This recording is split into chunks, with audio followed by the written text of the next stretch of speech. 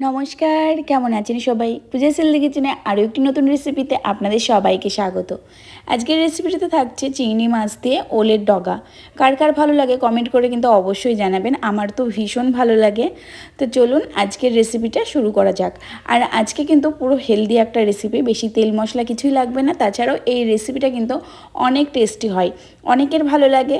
আর যারা খেতে একদমই পছন্দ করেন না ওলের ডগা, এইরকমভাবে একবার ট্রাই করে দেখবেন, আশা করব সবার ভালো লাগবে। ওলের ডগা আমি প্রথমেই কেটে নিয়েছিলাম। আর চিংড়ি মাছে কিন্তু লবণ হলুদটা আগে থাকতেই আমি মাখিয়ে রেখেছি। চিংড়ি মাছে যদি লবণ হলুদটা কিছুক্ষণ আগে মাখিয়ে রাখা যায় তাহলে কিন্তু ভালোভাবে লবণ হলুদটা ভেতরে যায়। আর এদিকে ওলের ডগাগুলো গরম জলের মধ্যে দিয়ে দিলাম, শুধুমাত্র গরম জল দিয়েছি আর কিছুই দিইনি।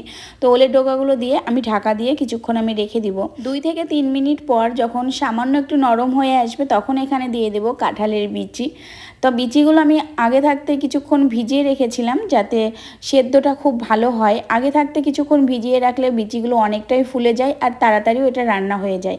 তো বিচিগুলো দিয়ে আবারও আমি ঢাকা দিয়ে রেখেছিলাম। আর ওলের ডগাগুলো অনেকটাই এখন সেদ্ধ হয়ে এসেছে।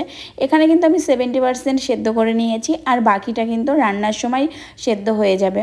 তো এটা আমি নামিয়ে নেব। আর এই রান্নাটাতে মশলা লাগবে শুধুমাত্র লঙ্কা, জিরে আর সর্ষে। তো প্রথমেই আমি দিয়ে দিয়েছিলাম, তখন ভিডিও করা হয়েছিল না। এই 3টে উপকরণ লাগবে মশলার জন্য। তো আমি ভালোভাবে এটা পেস্ট করে নেব। তো পেস্ট করা হয়ে গেছে, খুব ভালোভাবে মিহিভাবে আমি পেস্ট করে নিয়েছি। তো এখন এটা আমি সরিয়ে রাখবো। আর এদিকে আমার ওলের ডগাগুলো সেদ্ধ হয়ে গেছে, আমি নামিয়ে নেব এবার। ওলের ডগা এমনিতেই অনেক নরম হয়, বেশিক্ষণ সেদ্ধ করে নিলে তাহলে কিন্তু প্রচণ্ড পরিমাণ গলে যাবে, তখন আর ভালো লাগবে না। তো 70% এখানে সেদ্ধ করে আমি নামিয়ে নিয়েছি। কড়াই গরম করে তার মধ্যে দিয়ে দিলাম সরিষার তেল। আজকে পুরো রান্নাটাই কিন্তু আমি সরিষার তেল দিয়েই করব। তো তেলটা গরম হয়ে গেছে, এবার আমি মাছগুলো ভেজে নেব। মাছগুলো প্রথমেই তো হলুদ লবণ মাখানো ছিল। তেল গরম হয়ে গেছে, দিয়ে দিলাম চিংড়ি মাছগুলো। চিংড়ি মাছগুলো কিন্তু ভালোভাবে ভেজে নিতে হবে, একদম লাল লাল করে। আর চিংড়ি মাছ ভাজতে কিন্তু বেশি একটা সময় লাগে না, খুব তাড়াতাড়ি চিংড়ি মাছ ভাজা হয়ে যাবে। ওলের ডগার রেসিপিতে এর থেকেও ছোটো চিংড়ি মাছ যদি দেওয়া যায় তাহলে আরও বেশি ভালো লাগে, কিন্তু এর থেকে ছোটো চিংড়ি মাছ আমি আর পেলাম না, তার জন্য এই সাইজের মাছগুলোই আমি দিলাম। তো ভালোভাবে লাল লাল করে ভাজা হয়ে গেছে, এবারে আমি মাছগুলো তুলে নিচ্ছি। এরকমভাবে সমস্ত মাছগুলোই আমি ভেজে নিয়েছি।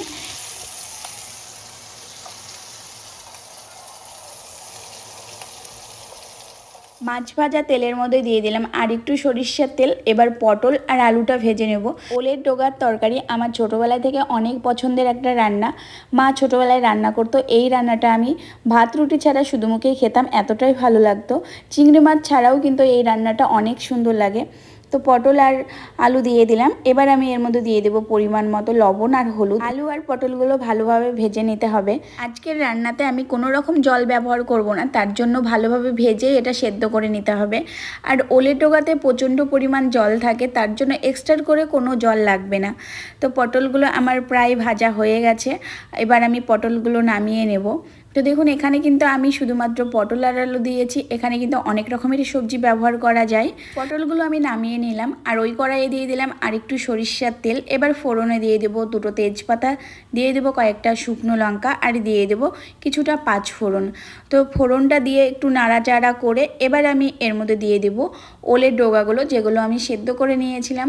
সেদ্ধ করে একটা ঝুড়িতে রেখে দিয়েছিলাম যাতে জলটা ভালোভাবে ঝরে যায়। ওলের ডগাতে প্রচণ্ড পরিমাণ জল থাকে, সেদ্ধ করার পর কিন্তু জলটা পুরো আটকে থাকে ডগার ভেতরে। এরকম একটা ঝুড়িতে রেখে দিলে কিছুক্ষণ, তাহলে জলটা কিন্তু পুরোটাই ঝরে যায়। ওলের ডগাগুলো দিয়ে আবার ভালোভাবে নাড়াচাড়া করে এবার আমি এর মধ্যে দিয়ে দেবো কিছুটা পরিমাণ হলুদ আর লবণ, দিয়ে আবার ভালোভাবে নাড়াচাড়া করে কিন্তু আমি ঢাকা দিয়ে রেখে দেবো কিছুক্ষণের জন্য। তো দিয়ে দিলাম আমি পরিমাণ মতো একটু হলুদ আর লবণ। আর আমি সব কিছুতেই চিংড়ি মাছ, পটল, আলুতে সব কিছুতেই কিন্তু আমি লবণ হলুদ দিয়ে ভেজে নিয়েছি, তার জন্য বেশি হলুদ লবণ লাগবে না। তো লবণ হলুদ দিয়ে আবার আমি নেড়ে চেড়ে কিছুক্ষণের জন্য আমি কষাতে দিব, কারণ এখন ঢাকা দিয়ে যদি আমি কিছুক্ষণ কষিয়ে নিই তাহলে কিন্তু এই ওলের ডগার ভেতরে যতটা জল আছে সবটাই কিন্তু বেরিয়ে আসবে। তো কিছুক্ষণ ঢাকা দিয়ে রেখেছিলাম, জলটা দেখুন অনেকটাই কমে গেছে, ওলের ডগাটাও কিন্তু অনেকটাই শুকিয়ে গেছে। ওলের ডগা অনেকগুলোই হয়েছিল, পুরো এক কড়াই হয়ে গেছিলো। আস্তে আস্তে শুকাতে শুকাতে কতটা হয়ে গেছে দেখুন।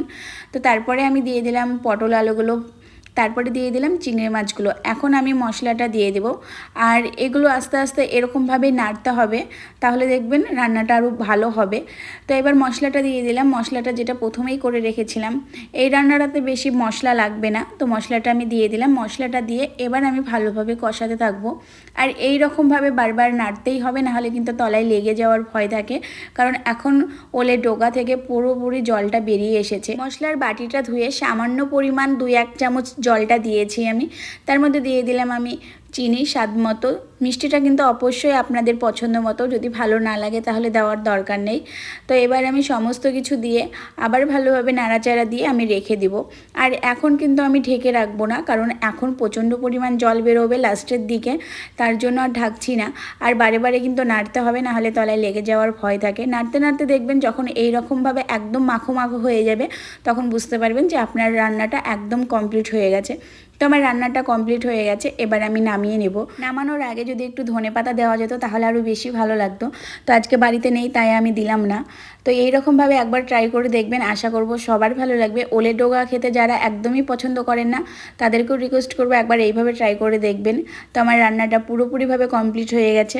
আর ভিডিওটা কেমন লাগলো অবশ্যই কমেন্ট করে জানাবেন, আর ভিডিওটা যদি ভালো লেগে থাকে লাইক কমেন্ট শেয়ার করে দিবেন। চলুন তবে সবাইকে টাটা বাই বাই, সবাই ভালো থাকবেন, সুস্থ থাকবেন। দেখা হচ্ছে আবার পরের কোনো রেসিপিতে।